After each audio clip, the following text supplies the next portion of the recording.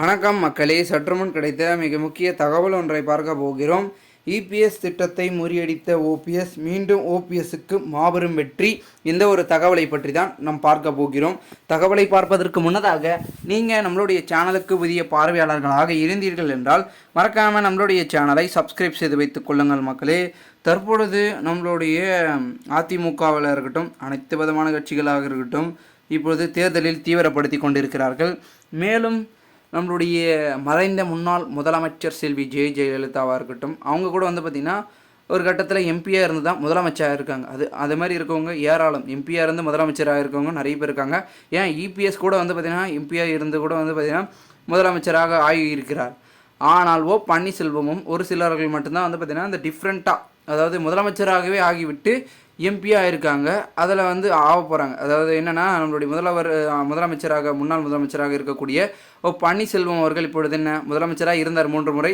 தற்பொழுது இப்போ எம்பி தேர்தலுக்காக போட்டிட்டு இருக்கிறார். இதே மாதிரி காமராஜர் அவர்களும் இருந்திருக்கிறார். அவரும் முதலமைச்சராகிட்டு அப்புறம் எம்பி தேர்தலில் போட்டியிருக்கிறார். இதே சூழல் தான் இருந்து கொண்டிருக்கும் சூழலில் நம்மளுடைய முக்கிய அங்கங்காக இருக்கக்கூடிய பன்னீர்செல்வம் அவர்களுடைய தொகுதியில், அதாவது ராமநாதபுரம் தொகுதியில் ஓபிஎஸ்ன்ற மாதிரி பார்த்திங்கன்னா நிறைய பேர் இருக்கார். அதில் உசிலம்பட்டி இருக்கக்கூடிய பன்னீர்செல்வம் இருக்கார், அதாவது தேனி தொகுதியில் இருக்கக்கூடிய பன்னீர்செல்வம் இருக்கார், ராமநாதபுரத்தில் இருக்கக்கூடிய பன்னீர்செல்வம் இருக்கார், எக்கச்சக்கமான பன்னீர்செல்வம் இருக்காங்க. இதிலேயே குழப்பங்கள் இருந்து கொண்டிருக்கிறது. இந்த குழப்பத்திற்கெல்லாம் தீர்வை காணிப்பார்களாம் பொதுமக்கள். யாருக்கு என்ன ஓட்டு, என்ன பண்ண போகிறாங்க அப்படின்றது தெரியப்படாமல் புரியப்படாமல் இருக்கிறது. இதில் பலாப்பழம் சின்னத்தில் பன்னீர்செல்வம் அவர்கள் தீவிர பிரச்சாரத்தை மேற்கொண்டு கொண்டிருக்கும் சூழலில் அடுத்து என்ன நடக்கப் போகிறது, இந்த ஏப்ரல் 19 என்னதான் நடக்கப் போகிறது அப்படின்றது தான் ஒரு எதிர்பார்ப்பு தான் தொடர்ந்து எழுப்பப்பட்டு கொண்டிருக்கிறது என்றும் பார்க்கப்படுகிறது. இந்த ஒரு சூழலில்தான் ஒட்டுமொத்தமாகவே அதிமுக 33 தொகுதிகளிலும் வெல்லுமா, இல்லை கூட்டணியோடு சேர்த்து 40 தொகுதிகளும் பெரும்பான்மையை தொடுமா அப்படின்றதும் ஒரு பக்கம் கருத்து கணிப்புகளில் அதிர்ச்சிக்கு ஊட்டும் வகையில் இருந்து கொண்டிருந்தாலும், இன்னொரு பக்கம் ராமநாதபுரம் தொகுதியில் நம்ம ஓபிஎஸ் அவர்கள் ஒரு சில விஷயங்களை முறியடித்து கொண்டிருக்கிறார் இபிஎஸ் அப்படின்னு தான் சொல்லப்படுகிறது. நீங்கள் பல ஓபிஎஸ் நிறுத்துங்க, அதில் இருக்கக்கூடிய இன்ஷியல் நான் தாங்க அப்படி இப்படிலாம் சொல்லி, அதாவது மீனவர்கள் வாக்குகளும் அங்கே இருக்கக்கூடிய முக்கியமான பொதுமக்களும் சமுதாய வாக்குகளை தன்வசம் திருப்புகிறார். அதாவது அதிமுகவின் வாக்குகளை, இரட்டை இலை சின்னத்திற்கு விழக்கூடிய வாக்குகளை அப்படியே ஸ்ட்ரைட்டாக டைவர்ஷனில் பார்த்திங்கன்னா பலாப்பழ சின்னத்தை சொருகிறார் நம்மளுடைய பன்னீர்செல்வம் அவர்கள்.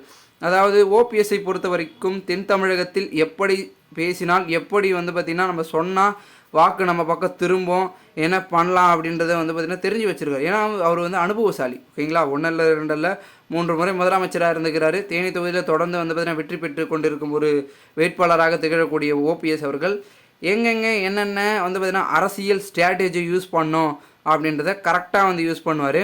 அந்த ஒரு அடிப்படையில் தான் பன்னீர்செல்வம் அவர்கள் பெரும் விதத்தில் எல்லாத்தையும் பயன்படுத்தி கொண்டிருக்கிறார் என்றும் கூறப்படுகிறது. அரசியல் வட்டாரங்களிலும் தொடர்ந்து பேசப்பட்டு கொண்டிருப்பதை நாம் காண்பித்திருக்கிறோம். மேலும் இதன் அடிப்படையில் அதிமுக என்றாலே அது பார்த்திங்கன்னா ஒரு உறுதியாக இருக்கக்கூடிய ஒரு வேட்பாளர்கள் இருக்கிறார்கள்னு கேட்டிங்கன்னா இருக்காங்க. ஆனால் வெற்றிக்கு ஒரு சில விஷயங்கள் இருக்குது. ராமநாதபுரம் தொகுதியிலே அதிமுக வேட்பாளர் இருக்கிறார். ஆனால் அவர்களை முறியடிக்கும் விதமாக தான் ஓபிஎஸ் அவர்கள் இரட்டை இலை சின்னத்திற்கு வாக்கு கேட்பது போல பலாப்பழம் சின்னத்துக்கு வாக்கு கேட்டு மொத்த வாக்கையும் தன் பக்கம் திருப்புகிறார் பன்னீர்செல்வம் என்று இபிஎஸ் தரப்பினர்களே பேசும் வகையில் ஓபிஎஸோட விஷயங்கள் என்பது தொடர்ந்து நடைபெற்று கொண்டிருக்கிறது என்று பார்க்கப்படுகிறது. அதை பொறுத்திருந்து பார்க்கலாம். மேலும் இதுபோன்று நீங்கள் அரசியல் சார்ந்த உண்மை நிலவரங்களாம் தினசரி தெரிந்து கொள்ள வேண்டும் என்று நினைத்தீர்கள் என்றால் மறக்காமல் நம்மளுடைய தமிழகத்தின் அரசியல் என்ன சேனலை சப்ஸ்கிரைப் பண்ணிட்டு கூட இருக்க பெல் ஐகானை ஆல்ல கொடுத்து வைங்க மக்களே. நன்றி, வணக்கம்.